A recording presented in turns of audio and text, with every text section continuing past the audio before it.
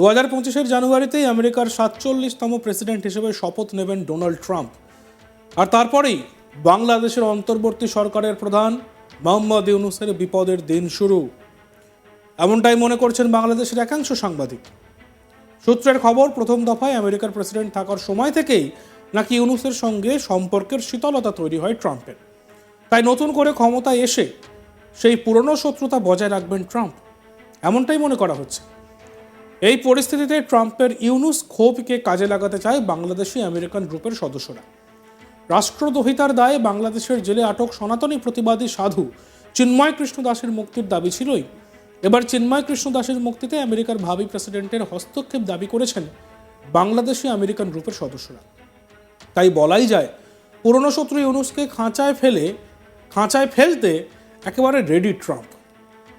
আর এখানেই রাজনীতির কারবারিরা কিন্তু মোদির ইন্ধনের বিষয়টি উড়িয়ে দিতে পারছেন না, কারণ মোদির সঙ্গে ট্রাম্পের সম্পর্ক যথেষ্টই ভালো। আর ইউনূসের আমলে বাংলাদেশের অন্তর্বর্তী সরকারের সঙ্গে ভারতের সম্পর্ক অনেকটাই তলানিতে। এদিকে চিন্ময় কৃষ্ণ দাসের মুক্তির দাবিতে আন্দোলনের আঁচ ছড়িয়েছে ভারতেও।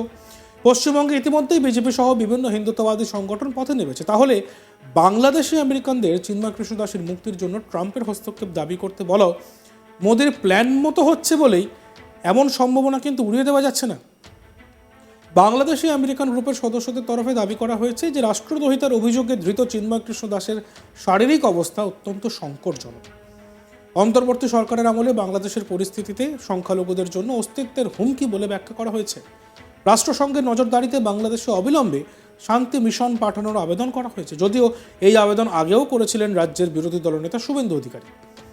বাংলাদেশে শান্তি ফেরাতে রাষ্ট্রসংঘের হস্তক্ষেপে শান্তি বাহিনী পাঠানোর বার্তা দিয়েছিলেন রাজ্যের বিরোধী দলনেতা শুভেন্দু অধিকারী। শনিবার 30 নভেম্বর তিনি বলেন, যখন রাষ্ট্রীয় ক্ষমতা ধর্মীয় সংখ্যালঘুদের শেষ করতে চায়, তখন জাতিসংঘের হস্তক্ষেপ করা উচিত। শুভেন্দু বলেন, আরএসএসের যে বিবৃতি সামনে এসেছে, তারপর ভারত সহ অন্যান্য মানবিক দেশগুলিতে অবিলম্বে রাষ্ট্রসংঘের মধ্যস্থতায় বাংলাদেশে শান্তি শৃঙ্খলা রক্ষা বাহিনী পাঠানো উচিত। নইলে নোয়াখালীর মতো দ্য গ্রেট ক্যালকাটা কিলিংসের মতন হিন্দু নরসংহার হবে। যদিও শুভেন্দু অধিকারী বলেছেন এই মতামত তার ব্যক্তিগত, কিন্তু শুভেন্দু অধিকারী ব্যক্তিগত স্তরে এই কথা বললেও এরপরে জল্পনা উঠেছে, তাহলে কি ভারতের সীমান্ত পেরিয়ে বাংলাদেশে ফোর্স ঢুকবে? কি বলেছেন শুভেন্দু, আসুন শুনে নিই। পক্ষ থেকে, রাষ্ট্রীয় স্বয়ংসেবক সংঘের পক্ষ থেকে আজকে যে বিবৃতি সামনে এসেছে, এই বিবৃতির মধ্য দিয়ে আগামী দিনে ভারত সহ যে সমস্ত মানবিক দেশগুলি রয়েছে, তাদের অবিলম্বে ইউএনের মধ্যস্থতায় পিস কিপিং ফোর্স ইমিডিয়েট যত তাড়াতাড়ি সম্ভব পাঠানো উচিত। নইলে নোয়াখালীর মতো দ্য গ্রেট ক্যালকাটা কিলিংয়ের মতো হিন্দু নরসংহার হবে। 71-এর 22% আজ 7%-এ নেমে গেছে।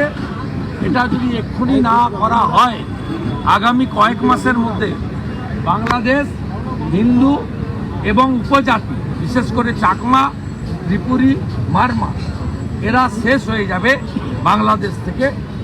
এবং এজন্যই আমরা যারা ভুক্তভোগী, প্রত্যেকের বাড়িতে ভুক্তভোগী, আমি নিজে ভুক্তভোগী, আমার মা বরিশাল থেকে এক কাপড়ে এসেছেন, এনারা সবাই ভুক্তভোগী।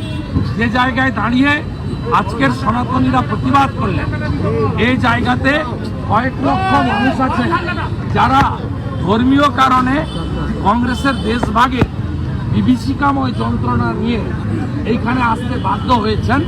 এবং এখানকার সব জায়গাগুলো নাম হয়েছে কলোনির নামে, উদ্বাস্তু কলোনি, বাঘাযতীন উদ্বাস্তু কলোনি, বিজয়গড় উদ্বাস্তু কলোনি। আরএসএসের পক্ষ থেকে, রাষ্ট্রীয় স্বয়ংসেবক সংঘের পক্ষ থেকে আজকে যে বিবৃতি সামনে এসেছে, এই বিবৃতির মধ্য দিয়ে আগামী দিনে ভারত সহ বাংলাদেশের পরিস্থিতি ক্রমশই জটিল হয়ে উঠেছে। লাগাতার সেখানে হিন্দুদের উপর আক্রমণ হচ্ছে। এই পরিস্থিতিতে সেখানে পিস কিপিং ফোর্স পাঠানোর পক্ষে আগেই সওয়াল করেছিলেন রাজ্যের বিরোধী দলনেতা শুভেন্দু অধিকারী। এবার কার্যত সেই কথাই শোনা গেল রাজ্যের মুখ্যমন্ত্রী মমতা বন্দ্যোপাধ্যায়ের গলায়। মঙ্গলবার বিধানসভায় মুখ্যমন্ত্রী বলেন, আমরা প্রস্তাব দিলাম, এই নিয়ে প্রধানমন্ত্রী বিবৃতি দিন, বিষয়টি রাষ্ট্রসংঘের নজরে আনা হোক, কেন্দ্র রাষ্ট্রসংঘের কাছে আবেদন করুক শান্তিরক্ষা বাহিনী পাঠানোর জন্য। কি বলেছিলেন মমতা বন্দ্যোপাধ্যায়, শুনব। Always on English and take up the matter with the United Nations.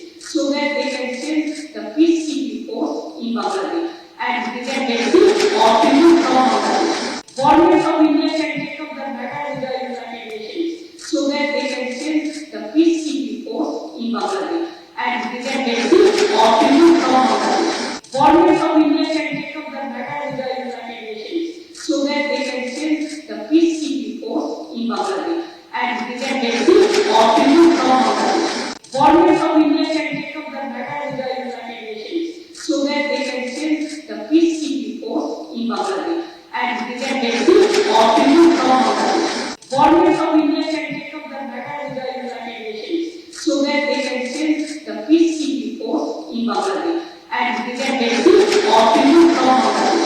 Governments of India can take up the matter. এদিকে আমেরিকার ঐতিহাসিক প্রেসিডেন্ট নির্বাচনে জিতে ইউনুস সরকারের বিরুদ্ধে কিন্তু নিজের ক্ষোভ প্রকাশ করেছিলেন ডোনাল্ড ট্রাম্প। তিনি বাংলাদেশের সংখ্যালঘুদের উপর হামলার বিষয়টি নিয়ে ইউনুস প্রশাসনের কড়া সমালোচনা করেন। এছাড়াও বাংলাদেশের গোটা পরিস্থিতিকে টোটাল স্টেট অফ ক্যাওস বলে উল্লেখ করেছিলেন তিনি। দিওয়ালি বার্তায় ট্রাম্প বলেছিলেন, আমি হিন্দু, খ্রিস্টান এবং অন্যান্য সংখ্যালঘুদের উপর সহিংসতার তীব্র নিন্দা করি, যারা বাংলাদেশের জনতার দ্বারা আক্রমণ এবং লুটপাটের শিকার হচ্ছেন। সম্পূর্ণ বিশৃঙ্খলার পরিস্থিতি রয়েছে সেখানে। বিএইচভি সিওপি আর্জি জানিয়েছে যাতে অবিলম্বে চিন্ময়কৃষ্ণ দাসকে মুক্তি দেওয়া হয় সে বিষয়টি নিশ্চিত করতে হবে। মিথ্যা মামলায় ফাঁসিয়ে গ্রেপ্তার করা হয়েছে চিন্ময়কৃষ্ণ দাসকে, এই দাবিও করেছে সংগঠনটি। অন্যদিকে বাংলাদেশের সম্মিলিত সনাতনী জাগরণ জোটের তরফে দাবি করা হয়েছে কারাগারে চিন্ময়কৃষ্ণ দাসের শারীরিক অবস্থা অত্যন্ত সংকটজনক, তাকে নাকি প্রয়োজনীয় ওষুধও খেতে দেওয়া হচ্ছে না।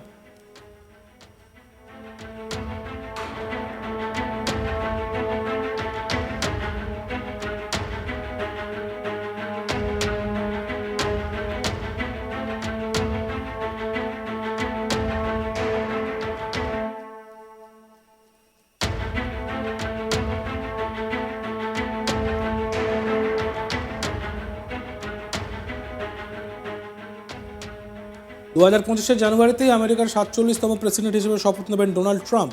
আর তারপরেই বাংলাদেশের অন্তর্বর্তী সরকারের প্রধান মোহাম্মদ ইউনূসের বিপদের দিন শুরু, এমনটাই মনে করছেন বাংলাদেশের সাংবাদিক মহলের একাংশ। সূত্রের খবর, প্রথম দফায় আমেরিকার প্রেসিডেন্ট থাকার সময় থেকেই নাকি ইউনূসের সঙ্গে সম্পর্কের শীতলতা তৈরি হয়েছিল ট্রাম্পের।